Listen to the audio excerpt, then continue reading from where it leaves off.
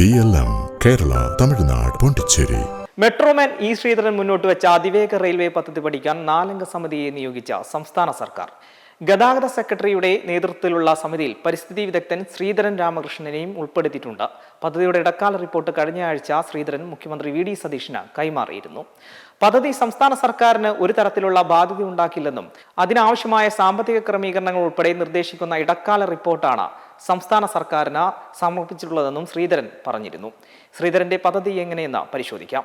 തിരുവനന്തപുരം മുതൽ കണ്ണൂർ വരെ 473 കിലോമീറ്റർ നീളത്തിൽ സംസ്ഥാനത്തെ വിമാനത്താവളങ്ങളെ ബന്ധിപ്പിച്ചുകൊണ്ടാണ് പദ്ധതി വിഭാവനം ചെയ്തിരിക്കുന്നത്. വിവിധ ജില്ലകളിലായി 23 സ്റ്റേഷനുകൾ ഉണ്ടാകും. രണ്ടാം ഘട്ടത്തിൽ വയനാട് ഉൾപ്പെടെയുള്ള മേഖലകളിലേക്ക് പാത ബന്ധിപ്പിക്കാനും പദ്ധതിയുണ്ട്.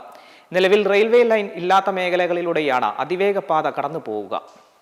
അതേസമയം തിരുവനന്തപുരം മുതൽ കണ്ണൂർ വരെ ആകെ 608 കെട്ടിടങ്ങളെയാണ് പദ്ധതി ബാധിക്കുന്നത്. പ്രാഥമിക പഠനത്തിന്റെ അടിസ്ഥാനത്തിലുള്ള വിലയിരുത്തലാണിത്. ഭൂമി ഏറ്റെടുത്ത നിർമ്മാണം പൂർത്തിയായ ശേഷം ഈ ഭൂമി പഴയ ഉടമകൾക്ക് കൃഷി ഉൾപ്പെടെയുള്ള ആവശ്യങ്ങൾക്കായി ചെറിയ തുകയ്ക്ക് പാട്ടത്തിന് നൽകാം. കൃഷിയും ചെറിയ രീതിയിലുള്ള നിർമ്മാണങ്ങളുമെല്ലാം ഇതിൽ സാധ്യമാകും. എന്നാൽ വലിയ നിർമ്മാണങ്ങൾ പറ്റില്ല.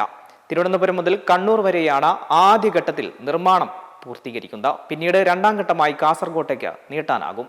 മണിക്കൂറിൽ 200 കിലോമീറ്ററിന് മുകളിൽ വേഗതയുള്ള ട്രെയിൻ സർവീസ് കേരളത്തിലെ സാഹചര്യങ്ങൾക്ക് ഗുണകരമാകില്ലെന്നും അഭിപ്രായമുണ്ട്. കേരളത്തിൽ ജനവാസ മേഖലയിൽ കൂടുതലാണ്. അതിനാൽ സ്റ്റേഷനുകൾ അടുത്തടുത്ത് വേണം. 800 രൂപയാണ് ടിക്കറ്റ് നിരക്ക് ഉദ്ദേശിക്കുന്നത്. ഓരോ 5 മിനിറ്റിലും ട്രെയിൻ സർവീസ് ഉണ്ടാകും. ഒരു ദിവസം 2.28 ലക്ഷം ആളുകൾക്ക് യാത്ര ചെയ്യാം. ഒരു ട്രെയിൻ 800 യാത്രക്കാരെ ഉൾക്കൊള്ളും. 12 കോച്ചുകളാണുള്ളത്. കൂടാതെ കൊച്ചി മെട്രോയിൽ ചെയ്തതുപോലെ അതിവേഗ റെയിലിന്റെ നിർമ്മാണം ഡൽഹി മെട്രോ റെയിൽ കോർപ്പറേഷനെ ഏൽപ്പിക്കണം. നിർമ്മാണം വേഗത്തിൽ പൂർത്തിയാക്കുന്നതിന് ഇത് ആവശ്യമാണ്. മറ്റേതെങ്കിലും ഏജൻസിയാണെങ്കിൽ നിർമ്മാണം തുടങ്ങുന്നതിലുൾപ്പെടെയുള്ള കാലതാമസം വരും. ആദ്യം തയ്യാറാക്കിയതിൽ നിന്ന് കുറച്ച് വ്യത്യസ്തങ്ങളോട് കൂടിയുള്ള റിപ്പോർട്ടാണ് ഇപ്പോൾ സമർപ്പിച്ചിരിക്കുന്നത്. പദ്ധതി തുകയിലും പദ്ധതിക്ക് ആവശ്യമായ പണം കണ്ടെത്തുന്നതിനുമുള്ള മാർഗങ്ങളിലും വ്യത്യസ്തമുണ്ട്. സാങ്കേതിക വിദ്യയിൽ വലിയ വ്യത്യാസമില്ല. സൗരോർജ്ജത്തിലായിരിക്കും ട്രെയിനുകൾ പ്രവർത്തിക്കുക.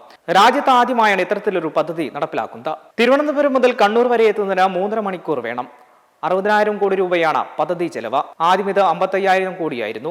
സൗരോർജ്ജത്തിലേക്ക് മാറുന്നതിന്റെ ചെലവുകൾ കൂടി കണക്കിലെടുക്കുമ്പോഴാണ് പദ്ധതി ചെലവിന് മാറ്റം വന്നിട്ടുള്ളത്. സൗരോർജ്ജ സംവിധാനം ഒരുക്കുന്നതിന് 4,000 കോടിയിലേറെ രൂപയുടെ ചെലവ് വരും. മെമ്പർമാരുടെ നിക്ഷേപങ്ങൾക്ക് ഉയർന്ന ലാഭവിഹിതം നൽകുന്ന കേന്ദ്ര സർക്കാർ സഹകരണ registered society Bharat Lajna multi state housing cooperative society limited.